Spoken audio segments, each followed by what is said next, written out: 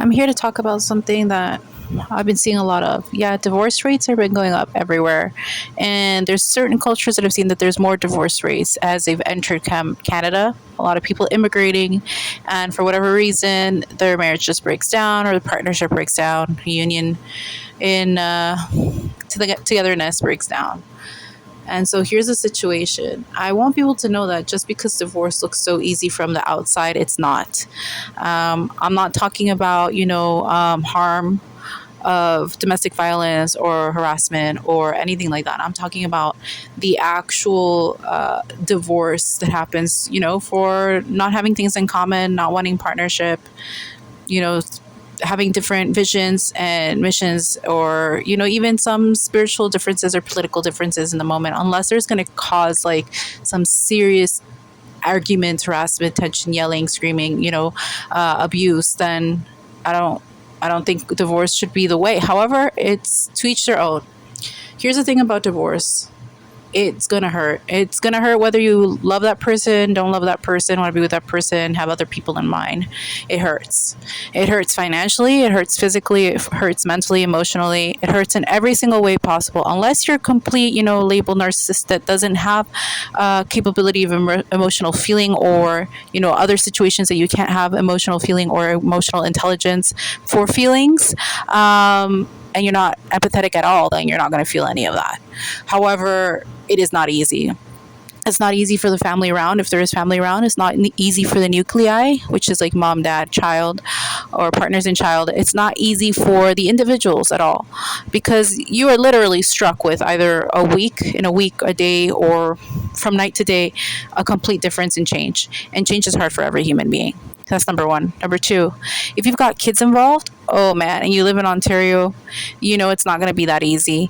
Here in Ontario, there's a new law, and not many people know about it or talk about it, but you don't get custody anymore. It has to be some specialized, crazy situation, even in the circumstances of abuse or stuff like that. There has to be a lot of investigation for a parent not to be able to see their child. They have adopted the Americanized version of sharing.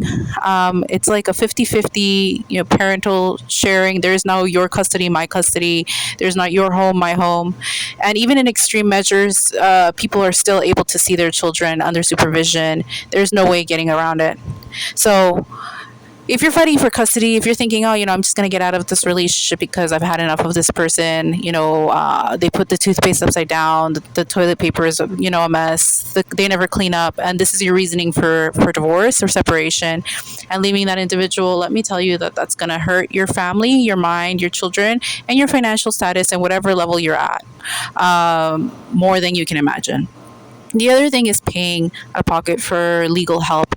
Now, thankfully in Ontario, we do have legal aid, but that can only go so far, and they'll only cover certain things. So there is always the risk that even going on legal aid, you will have to cover, unmeasured finances out of pocket, and that can harm anyone financially. There's mediation. Mediation is the easiest way to get around things, separation, and to lead to divorce.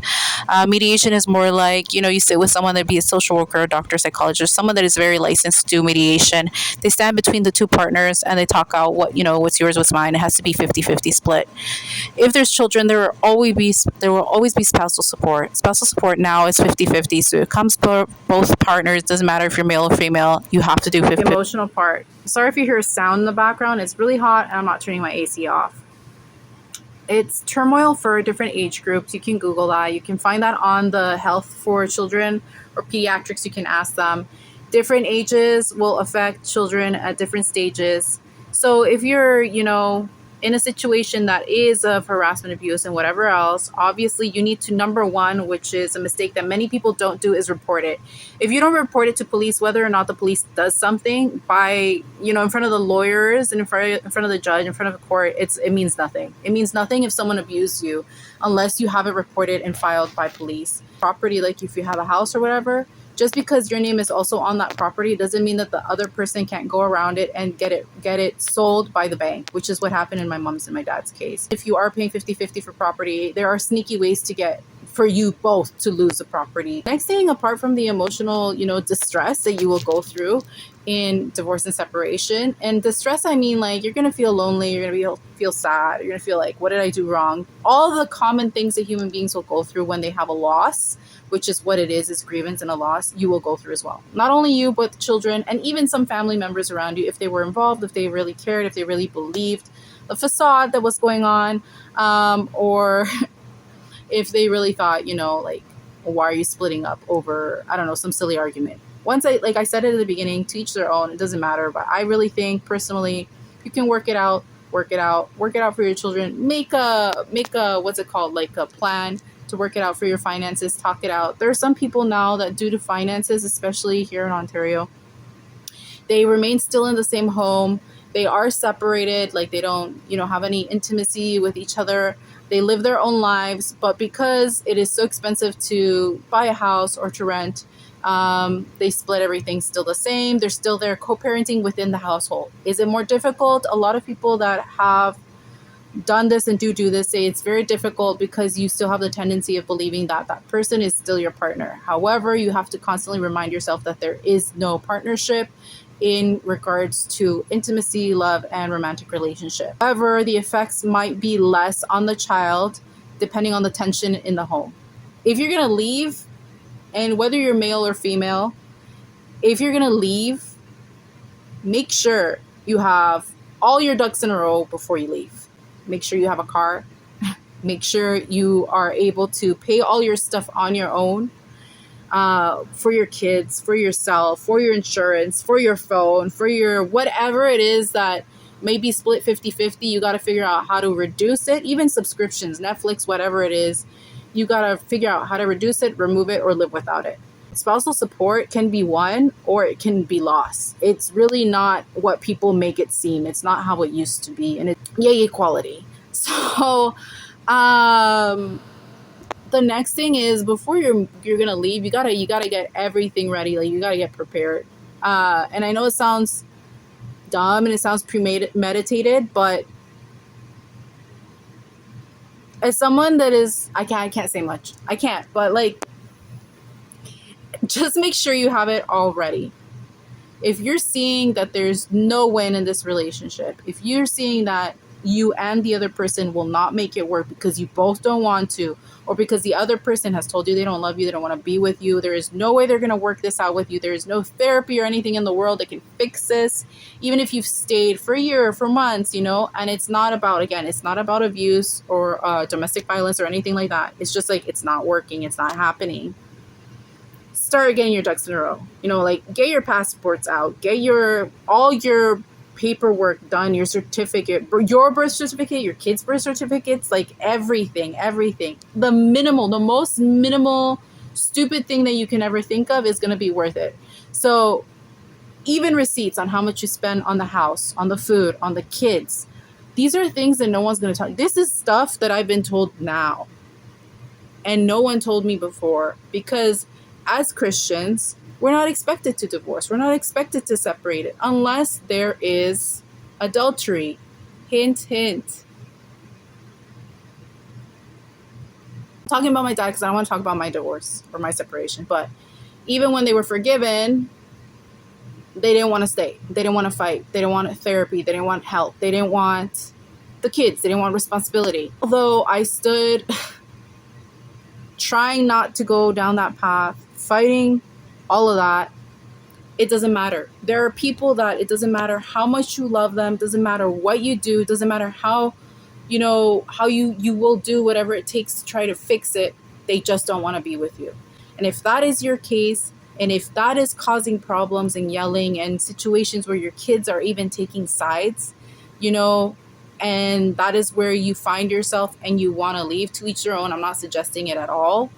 I like I said, I would have preferred, like, live in the same house, like, live your own life, live my own life, but let my kid sees that there's two parents in the house that can, co-parent. But I know it sounds insane. Some people do it. If your kid has special needs, that's another thing you got to look into. If you have special needs, it's another thing you got to look into. You got to look into all those things before you even decide to think about, am I going to leave? Now, I'm repeating this for the third time. I'm not talking about abuse situations. I'm talking about, like, I can't handle this person anymore. This is too much. I just can't. I don't want to be with this person anymore. Um, and I think that's information I need to put out there in the world, because I am in shock of how every single day there's a group that I can't even share here on Facebook. Every single day there are women and men from different families that are preparing to leave their marriage, have newborns, and they've been married for 6 to 10 years, and they come to this country, and I don't know what happens, and then they're gonna leave their partner, and vice versa. And I'm in shock because I'm seeing it every day. Like, I'm not even exaggerating. There's a post on this Facebook group every day about different moms and dads wanting to leave their partners, and they're, I don't know, maybe a year in Canada or two, and they're wanting to leave. Apart from it being a strain on our social assistance in Canada, it's a strain on the kids. It's a strain on everybody's mental health. It's a strain on family. The shelters are full. There are parents here that I'm seeing that they're leaving their significant other and they're going to shelters. And I'm just in shock because they're leaving. They're going to shelters without any knowledge of any of this that I've just shared with you. And I know there's so much more I'm missing because I can't put it in like 10 minutes of a video. But I just thought that I'd share this because if someone had told me this before, I would have not been naive. Because my ducks weren't in a row. Because I just believed that, we would just always be together. And that's just how it was meant to be because, we're Christian. But reality hit me, and now I'm trying to rush everything that I should have had done years ago, regardless of whether I had support from my partner or not. Learn from my mistake, people. Bye.